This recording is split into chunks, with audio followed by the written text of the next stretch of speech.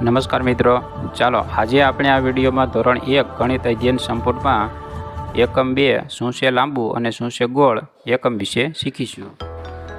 અહીં આપણને એક વર્ગખંડનું ચિત્ર આપેલું છે, તેમાં બાળકો ટીચર સાથે કઈ વસ્તુ ગોળ છે અને કઈ વસ્તુ લાંબી છે તેની ચર્ચા કરી રહ્યા છે। જેમ કે દડો ગોળ હોય છે, પેન્સિલ લાંબી હોય છે, પગ લાંબા હોય છે, ચહેરો ગોળ હોય છે વગેરે જેવી ચર્ચા કરે છે। તો બાળકોને ગોળ વસ્તુ અને લાંબી વસ્તુનો આકાર કેવો હોય છે તેની માહિતી માટે બાળકોને એક રમત રમાડવાની છે। આ માટે બાળકોને વર્ગખંડની બહાર અને વર્ગખંડની અંદર ઉપલબ્ધ હોય તેવી વસ્તુઓ જેવી કે કાંકરા, ખોખા, દડા, શંખલા, પાઇપો, દીવાસળીના ખોખા, મણકા, chalk, duster, pencil, rubber, compass, notebook વગેરે જેવી વસ્તુઓ ભેગી કરાવી વિદ્યાર્થીઓને વર્તુળાકારે બેસાડી અને આ રમત રમાડવાની છે અને ગોળ વસ્તુઓ કઈ છે અને લાંબી વસ્તુ કઈ છે તેનું વર્ગીકરણ કરાવવાનું છે। ત્યારબાદ અહીં પેજની નીચે 15 અંક આપેલો છે, તેને ટપકા જોડી અને આપણે લખવાનો છે। ત્યારબાદ અહીં પેજ નંબર 16 ઉપર એક પ્રવૃત્તિ આપેલી છે, તેમાં આગળની રમતના આધારે જે બાળકોએ વસ્તુઓ ભેગી કરી છે તેમાંથી જે વસ્તુઓ ગોળ છે તે વસ્તુઓમાંથી અહીંયા આપણે ગોળ વસ્તુ દોરવાની છે। જેમ કે દડો અને લખોટી વગેરે જેવી વસ્તુનો આકાર ગોળ હોય છે તો એ વસ્તુ આપણે અહીં ગોળમાં દોરવાની છે। ત્યારબાદ અહીં નીચેના ખાનામાં કંપાસ બોક્સ અને પાણીની બોટલ જેવી વસ્તુ દોરેલી છે, જે લાંબી વસ્તુઓ છે તો એના જેવી વસ્તુઓ આપણે લાંબી દોરવાની છે। જેમ કે દીવાસળીના ખોખા, પાઇપો, કંપાસ, પેન્સિલ, રબર વગેરે જેવી વસ્તુઓ લાંબી હોય છે તો એ વસ્તુ આપણે અહીં દોરવાની છે। ત્યારબાદ અહીં એક ગોળોડો ઘાટનું એક અભિનય ગીત આપેલું છે, તે અભિનય ગીતનું શિક્ષક દ્વારા ગાન કરાવવાનું છે। ગોળોડો ઘાટ ભાઈ ગોળોડો ઘાટ, સૂરજ દાદાનો ભાઈ ગોળોડો ઘાટ, પૂનમના ચાંદનો ગોળોડો ઘાટ, ગોળોડો ઘાટ ભાઈ ગોળોડો ઘાટ, પીળી નારંગીનો ગોળોડો ઘાટ, રમવાના દડાનો ગોળોડો ઘાટ, આપણી આ ધરતીનો ગોળોડો ઘાટ, મારા મોઢાનો ગોળોડો ઘાટ, ગોળોડો ઘાટ ભાઈ ગોળોડો ઘાટ, સૂરજ દાદાનો ભાઈ ગોળોડો ઘાટ। આ રીતે અભિનય ગીતનું ગાન કરવાનું છે। ત્યારબાદ જેલગાન અને સમૂહગાન બાળકોને કરાવવાનું છે। ત્યારબાદ અભિનય ગીત કરવાનું છે। ત્યારબાદ વિવિધ આકારોની વસ્તુઓ વિશે પ્રશ્નોત્તરી અને ચર્ચા કરવાની છે। ત્યારબાદ અહીં નીચે કેટલાક ચિત્રો આપેલા છે, તે ચિત્રોમાં સમાન આકાર ધરાવતી વસ્તુની જોડ બનાવવાની છે। અહીં આપણને એક ગોળ દડો આપેલો છે, નીચે પણ એક ગોળ દડો છે, તો એ બંનેના આકાર સમાન છે તો એ બંનેને આપણે જોડવાના છે। ત્યારબાદ અહીં એક માચિસ બોક્સ છે અને નીચે એક લંબચોરસ બોક્સ આપેલું છે, તે બંનેના આકાર લંબચોરસ છે તો એ બંનેને આપણે જોડવાના છે। ત્યારબાદ અહીં પૂરીનું ચિત્ર આપેલું છે, નીચે પણ એક પૂરી ગોળ ચિત્ર આપેલું છે તો એ બંનેને આપણે જોડવાના છે। ત્યારબાદ અહીં આઈસ્ક્રીમનું ચિત્ર છે અને નીચે ત્રિકોણ આકારની ટોપી આપેલી છે તો એ બંનેના આકાર ત્રિકોણ છે તો એ બંનેને આપણે આ રીતે જોડવાના છે। ત્યારબાદ અહીં કેટલાક ચિત્રો આપેલા છે, તે ચિત્રોમાં ટોપી જેવા ત્રિકોણ આકાર ધરાવતી વસ્તુની નીચે આપેલા ગોળમાં આપણે સાચાની નિશાની કરવાની છે। તો અહીં ત્રિકોણ આકારનો ટુકડો છે તો તેની નીચે આપણે સાચાની નિશાની કરીશું। ત્યારબાદ અહીં આઈસ્ક્રીમ છે તો તેનો આકાર ત્રિકોણ છે તો તેની નીચે આપણે સાચાની નિશાની કરવાની છે। ત્યારબાદ તેની નીચે જે ચિત્રો આપેલા છે તે ચિત્રોમાં ગ્લાસ જેવી નળાકાર આકાર ધરાવતી વસ્તુની નીચે આપેલા ગોળમાં આપણે સાચાની નિશાની કરવાની છે। તો અહીં પાણીની બોટલ અને પેન્સિલ એ નળાકાર આકાર ધરાવે છે તો તેની નીચે આપણે સાચાની નિશાની કરવાની છે। ત્યારબાદ તેની નીચે જે ચિત્રો આપેલા છે તેમાં માચિસ બોક્સ જેવો લંબચોરસ આકાર ધરાવતી વસ્તુના ગોળમાં આપણે સાચાની નિશાની કરવાની છે।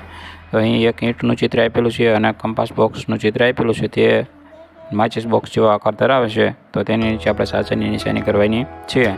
ત્યારબાદ તેની નીચે જે ચિત્રો આપેલા છે તેમાં ગોળ દડા જેવી આકાર ધરાવતી વસ્તુના ગોળમાં આપણે સાચાની નિશાની કરવાની છે। તો અહીં તરબૂચ અને દડો દોરેલો છે તો એ બે ગોળ આકાર ધરાવે છે, તો તેની નીચે આપણે સાચાની નિશાની કરવાની છે. ત્યારબાદ અહીં પાસાનું ચિત્ર આપેલું છે, તેવો આકાર ધરાવતી વસ્તુના ગોળમાં આપણે સાચાની નિશાની કરવાની છે. અહીં ગિફ્ટ બોક્સ અને પાસાનું ચિત્ર સમઘન આકાર ધરાવે છે, તો તેની નીચે આપણે સાચાની નિશાની કરવાની છે. ત્યારબાદ અહીં સમઘન, લંબઘન, ગોળ, શંકુ અને નળાકારના ચિત્રો આપેલા છે. તો એ આકારોની આપણે સમાન જોડી આપણે બનાવવાની છે. તો અહીં લંબઘન આપેલો છે, તો એ કંપાસ લંબઘન છે. ત્યારબાદ માચિસ બોક્સનો આકાર લંબઘન છે, તો એ ત્રણેયને આપણે આ રીતે જોડવાના છે. ત્યારબાદ અહીં ગોળ આકાર આપેલો છે, તો એ ગોળ આકારમાં લખોટી અને દડાનો ગોળ આકાર છે, તો એ ત્રણેયને આપણે આ રીતે જોડવાના છે. ત્યારબાદ અહીં શંકુનો આકાર છે, તો શંકુ જેવો આકાર અહીં ટોપીનો અને આઈસ્ક્રીમ કોનનો આકાર ત્રિકોણ શંકુ જેવો છે, તો એ ત્રણેય આપણે જોડવાના છે. ત્યારબાદ અહીં નળ આકારનું ચિત્ર આપેલું છે, તો અહીં પાણીની ટાંકી અને ગ્લાસનો આકાર નળાકાર જેવો છે, તો એ ત્રણેયને આપણે આ રીતે જોડવાના છે. ત્યારબાદ અહીં દાદીમાની યુક્તિમાં એક ઘેટાના બચ્ચાની વાર્તા આપેલી છે, તે વાર્તાનું વાંચન કરી અને ત્યારબાદ કથન કરી અને બાળકોને વાર્તા સંભળાવવાની છે. એક વખતની વાત છે, ઘેટાનું બચ્ચું તેની દાદીને મળવા માટે જતું હતું. રસ્તામાં મોટું જંગલ આવ્યું. એ જંગલમાં ઘેટાનું બચ્ચું રસ્તામાં ચાલતું જતું હતું. ત્યાં રસ્તામાં એક શિયાળ સામું મળ્યું. શિયાળ ખૂબ જ ભૂખ્યું હતું. તે ઘેટાના બચ્ચા પાસે ગયું અને તેણે ઘેટાના બચ્ચાને કહ્યું કે હું તને ખાઈશ. એટલે ઘેટાનું બચ્ચું તો ગભરાઈ ગયું અને તેણે શિયાળને કહ્યું કે દાદીને ઘેરે જવા દે, ખૂબ તાજું થવા દે, પછી મને ખાજે. શિયાળે કહ્યું ઠીક છે, તું જઈ શકે છે, પરંતુ આ જ રસ્તે પાછું ફરજે. એટલે ઘેટાનું બચ્ચું કે સારું એમ કહીએ અને તે તો રસ્તે આગળ ચાલવા લાગ્યું. ચાલતા ચાલતા તેની દાદીનું ઘર આવી ગયું. એટલે એના દાદીએ તો પછી ઘેટાના બચ્ચાને ખૂબ જ સારી રીતે સાચવ્યું, ખૂબ સારું ભોજન જમાડ્યું અને થોડા દિવસ ઘેટાનું બચ્ચું તેની દાદીના ઘરે રોકાણું. પછી ઘરે જવાનો સમય થયો એટલે ઘેટાનું બચ્ચું ચિંતા કરવા લાગ્યું. એટલે એની દાદીએ પૂછ્યું, તો ઘેટાના બચ્ચાએ રસ્તામાં બનેલી ઘટના દાદીને કહી. એટલે દાદીએ બચ્ચાને કહ્યું કે મારી પાસે એક ઉપાય છે, તું ચિંતા ના કરીશ એમ કહી અને દાદીએ તો બચ્ચાને એક મોટા ઢોલકની અંદર બેસાડી દીધું. પછી એ ઢોલકને દાદીએ ગબડાવી મૂક્યું. તે તેના ઘર તરફ પાછું ફર્યું. ઢોલક ખૂબ જ ઝડપથી ગબડતું હતું અને શિયાળે ઢોલકને જોયું એટલે શિયાળ પણ પાછળ દોડવાનું શરૂ કર્યું. શિયાળ ઘેટાના બચ્ચાને પકડી શક્યું નહીં. બચ્ચું હેમખેમ ઘરે પહોંચી ગયું અને પછી તો બચ્ચું ઝડપથી ઢોલકમાંથી નીકળી અને ઘરમાં વહી ગયું અને એને દાદીનો આભાર માન્યો. અને શિયાળ ઢોલક પાસે પહોંચ્યું તો ઢોલકમાં બચ્ચું હતું નહીં. એટલે શિયાળ તો પછી જંગલમાં પાછું ચાલ્યું ગયું. આવી સરસ મજાની ઘેટાના બચ્ચાની અને શિયાળની વાર્તા આપેલી છે. તે વાર્તા કરી અને અહીં જે નીચે કેટલાક પ્રશ્નો આપેલા છે તે પ્રશ્નો બાળકોને પૂછી અને તેના જવાબ મેળવવાના છે. અને કઈ વસ્તુઓ ગબડે છે અને કઈ વસ્તુ ગબડતી નથી તે અંગેની બાળકો સાથે ચર્ચા અને પ્રશ્નોત્તરી કરવાની છે. ત્યારબાદ અહીં કેટલીક વસ્તુઓના ચિત્રો આપેલા છે. તે વસ્તુઓમાં જે વસ્તુઓ ગબડતી હોય તે વસ્તુની સામે આપણે લાલ રંગ પૂરવાનો છે અને જે વસ્તુ સરકતી હોય તેમાં આપણે લીલો રંગ પૂરવાનો છે.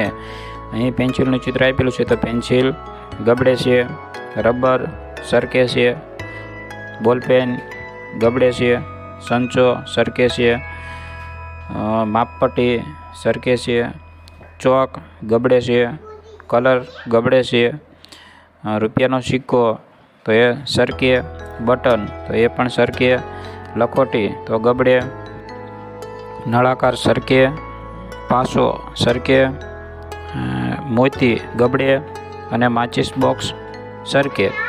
આ રીતે જે વસ્તુઓ ગબડતી હોય તે વસ્તુમાં આપણે લાલ રંગ પૂરવાનો છે અને જે વસ્તુઓ સરકતી હોય તેમાં આપણે લીલો રંગ પૂરવાનો છે. ત્યારબાદ અહીં પેજની નીચે 22 અંક આપેલો છે, તે 22 અંક આપણે આ રીતે લખવાનો છે. ત્યારબાદ અહીં કઈ વસ્તુ ગબડે અને કઈ વસ્તુ સરકે તેની પ્રવૃત્તિ બાળકોને કરાવવાની છે. આ માટે બાળકોને વર્ગખંડની બહાર જઈ અને કોઈ પણ વસ્તુ લાવવાનું કહેવાનું છે. ત્યારબાદ વર્ગખંડની અંદર પુસ્તક, સ્લેટ કે ડેસ્કનો ઢાળ પાડી અને બાળકોએ જે વસ્તુ લાવ્યા છે તે વસ્તુઓને ગબડાવવાની કે સરકાવવાની છે. આવી રીતે પ્રવૃત્તિ કરાવવાની છે. ત્યારબાદ અહીં એક ચિત્ર આપેલું છે. તે ચિત્રમાં જે વસ્તુઓ ગબડતી હોય તેના ઉપર આપણે ગોળ કરવાનું છે અને જે વસ્તુઓ સરકતી હોય તેના ઉપર આપણે લંબચોરસ કરવાનું છે. તો અહીં જે વસ્તુઓ આપેલી છે તેમાં દડો, કલર અને ચોક એ વસ્તુઓ ગબડશે તો તેના ઉપર આપણે ગોળ કરવાનું છે. ત્યારબાદ રબર, કંપાસ બોક્સ અને સિક્કા વગેરે જેવી વસ્તુઓ સરકે છે તો તેના ઉપર આપણે લંબચોરસ કરવાનું છે.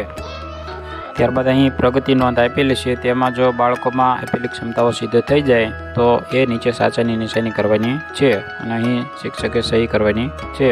ત્યારબાદ અહીં 23 અંક આપેલો છે તો 23 અંકને આપણે આ રીતે લખવાનો છે.